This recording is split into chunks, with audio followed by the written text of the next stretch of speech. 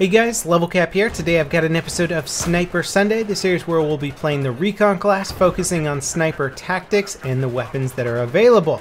We'll be focusing on the Scout Elite bolt-action sniper rifle today, along with the sidearm that I'll be using, which is the 93R. Now, about 10 months ago, I did a Sniper Sunday focusing on this very same rifle.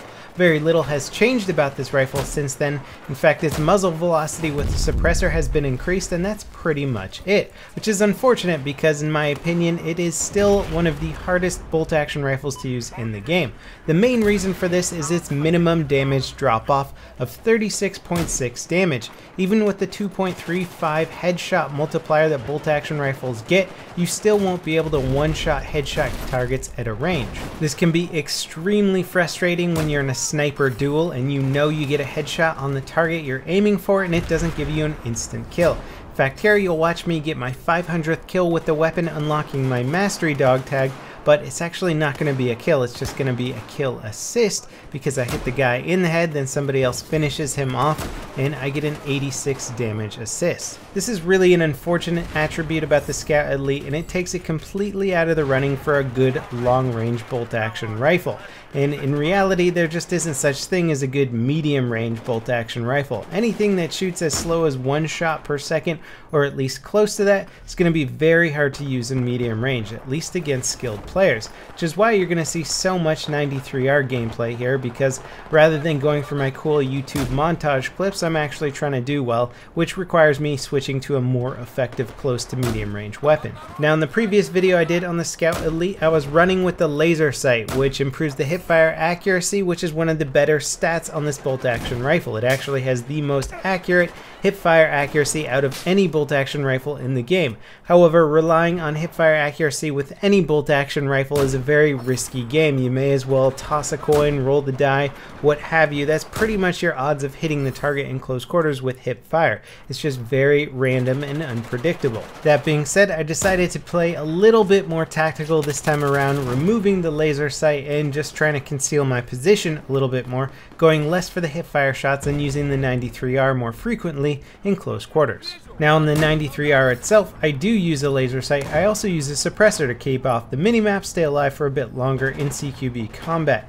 The G18 could serve the same effect. Frankly, any pistol that you're really comfortable with is going to be a good alternative to your bolt-action rifle. I just prefer the 93R. As for the rest of the gear that I run with, I almost always opt to go with a spawn beacon. It's useful on defensive or offensive rush game modes. It can be useful in TDM game modes, Conquest, you name it. It's very good, very helpful for your squad mates as well. As for the other gear, I'll run with a claymore, a motion sensor grenade, or even C4 depending on the game mode. It really just depends what I'm running into. Claymores are great if you're planning on holding up in a building and you want to watch one of the entryways that you can't necessarily always keep your eyes on. C4 is great for dealing with vehicles or getting through walls in highly destructible maps. Now, for those of you who have been watching my Sniper Sunday videos for a while, you'll know that I use the 8x optic and that I recommend using the same optic for all your bolt-action rifles. This is so that you can get familiar with the sensitivity of that specific optic and the benefits that it allows you. Sometimes I will use a variable zoom scope. It's not really necessary with the Scout Elite because at those extreme ranges, headshots aren't going to give you that one-shot kill. You don't really want to be engaging targets that far away anyway. Now, just for an experiment, while I was mastering this weapon, I tried running with a red dot sight and even a 4x optic, and I just found it to be a little bit more difficult. Headshots are still very important with the Scout Elite, since beyond a short range you're not going to get that one-shot kill. You absolutely need to aim for the head, and I found the 8x scope just to be a little bit easier to actually get that accurate headshot. You'll see that I get a lot of body shot, one-shot kills in this video, and it's simply because I'm playing around teammates who are already damaging opponents that are running around, and this allows me to get the body shot, one-shot kill, but it's not something that you generally want to rely on. Now, normally I would actually suggest using bolt-action rifles in more objective game modes like, say, Rush, for example, where you can put a lot of distance between you and your opponent.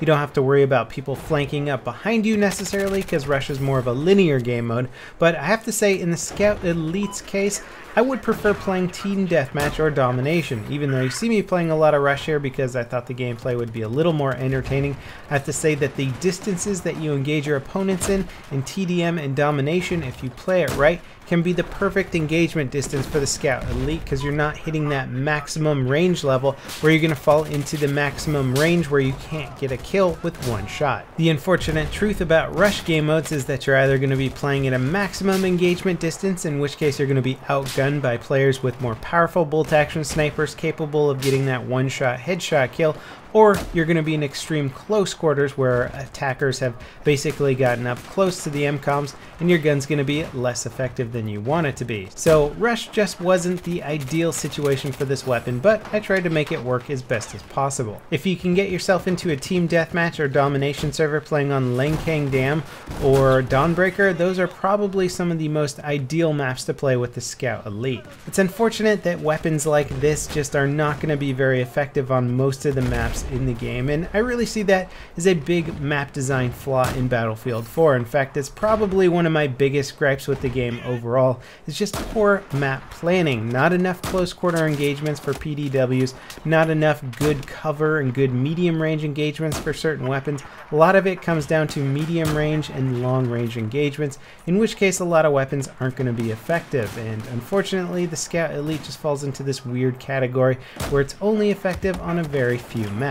And even in that case, if you are playing on the ideal map for the Scout Elite, there's plenty of bolt actions that are simply just going to be more effective weapons than this. It's got a fast rate of fire, decent hip fire, but a very small magazine and crappy long range damage. So there's just not enough benefits of this rifle currently, and this is definitely one of the guns in the game that could use some sort of nice bump to make it more competitive. If you are determined to use this rifle, then get good with your sidearm or become incredibly accurate to the point where you're not going to miss any of those headshots. I'm sure it could be possible to be really good with this rifle, but just like the name, you're going to need to be elite to get any sort of effective score on that scoreboard. The sniper's job is about harassing the enemy team from a distance, racking up kills, and making it so that they don't want to push out from behind their cover. If you're not racking up those skills and putting yourself up on that scoreboard, then you're probably not doing your job as the recon. Anyway, that wraps it up for this episode of Sniper Sunday. I hope you guys enjoyed it, and I'll see you next time. This is LevelCap